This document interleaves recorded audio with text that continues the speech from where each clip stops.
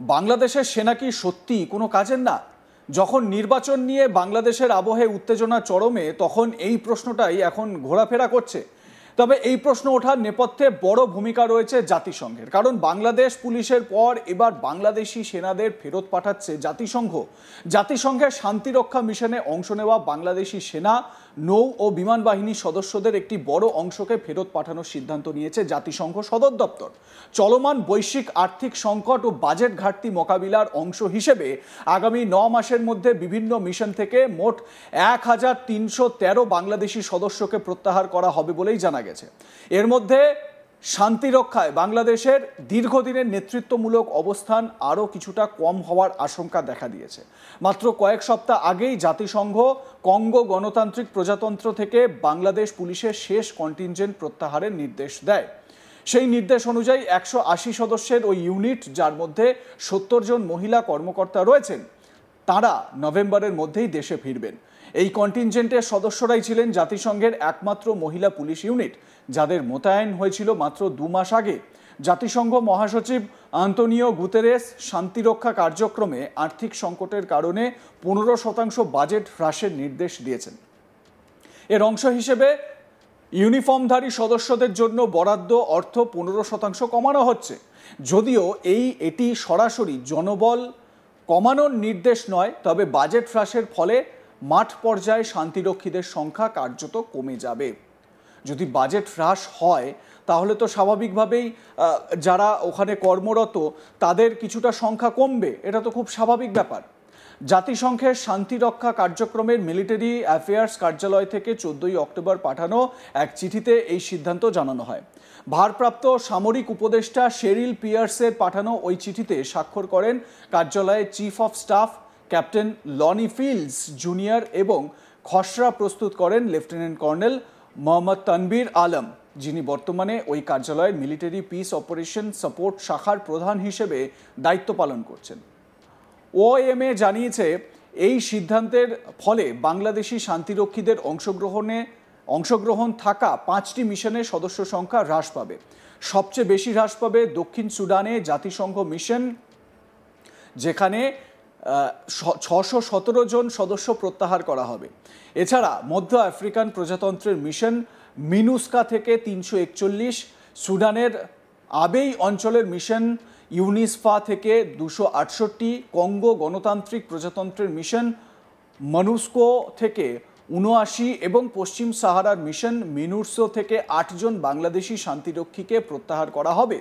চিঠিতে বলা হয়, জাতিসংঘ সদর দপ্তর সংশ্লিষ্ট মিশনগুলোকে পরিকল্পনাটি বিলম্ব না করে বাস্তবায়নের নির্দেশ দিয়েছে। পাশাপাশি লজিস্টিক বিভাগ, ইউনিফর্মড ক্যাপাবিলিটি সাপোর্ট বিভাগ ও মিশন সাপোর্ট বিভাগের সঙ্গে সমন্বয় করে প্রত্যাবাসন কার্যক্রম নির্বিঘ্নে সম্পন্ন করার প্রস্তুতিও চলছে।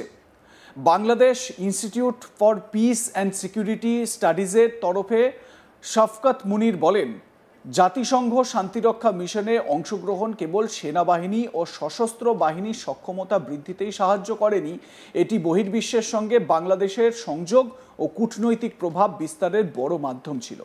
কিন্তু জাতিসংঘের বাজেট ঘাটতির কারণে এখন সেই ভূমিকা হ্রাস পাচ্ছে।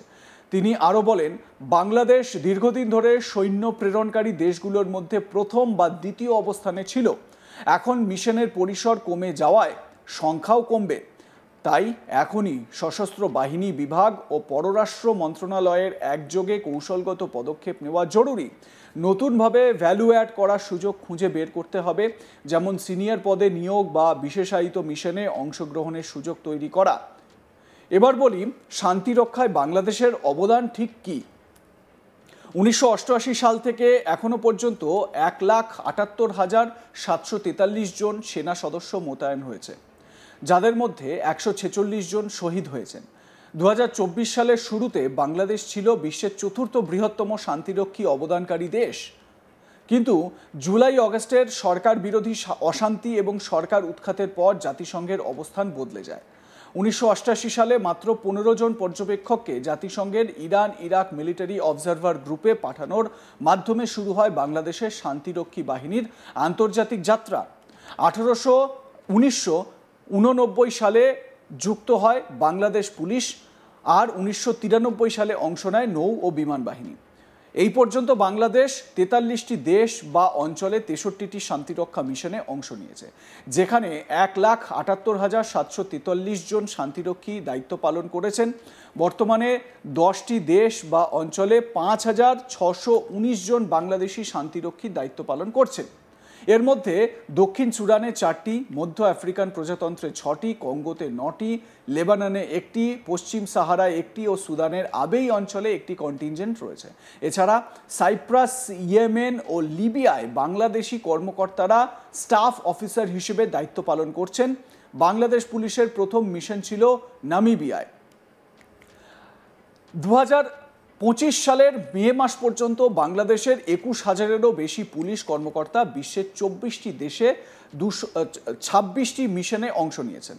কঙ্গো, দক্ষিণ সুদান ও মধ্য আফ্রিকান প্রজাতন্ত্রে তারা গুরুত্বপূর্ণ ভূমিকা রেখেছেন।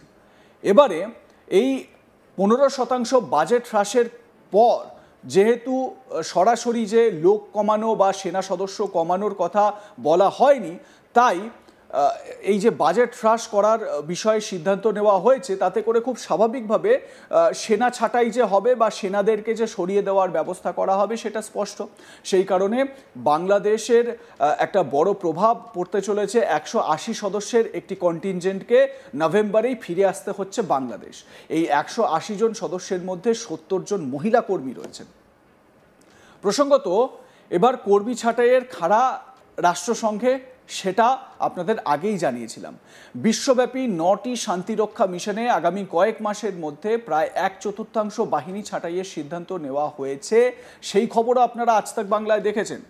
পরিচয় না প্রকাশ করার শর্তে রাষ্ট্রসংঘের এক কর্তা জানিয়েছেন, এই সিদ্ধান্ত কার্যকর হলে ক্ষতিগ্রস্ত হতে পারে বাংলাদেশও। এখন সেই আশঙ্কা পুরোপুরি মিলে যাচ্ছে। প্রথমে এই 180 সদস্যের কন্টিনজেন্ট ফেরত আনা হচ্ছে। এর পরবর্তী সময়ে যে আরও বেশ কিছু কন্টিনজেন্ট ফেরত আনা হবে না, সে কথা জোর গলায় বলা যায় না। মোট প্রায় 25% শান্তিরক্ষী সৈন্য ও পুলিশকে তাদের সরঞ্জাম সহ প্রত্যাহার করা হবে। পাশাপাশি এসব মিশনে কাজ করা অনেক বেসামরিক কর্মীও এর আওতায় পড়বেন।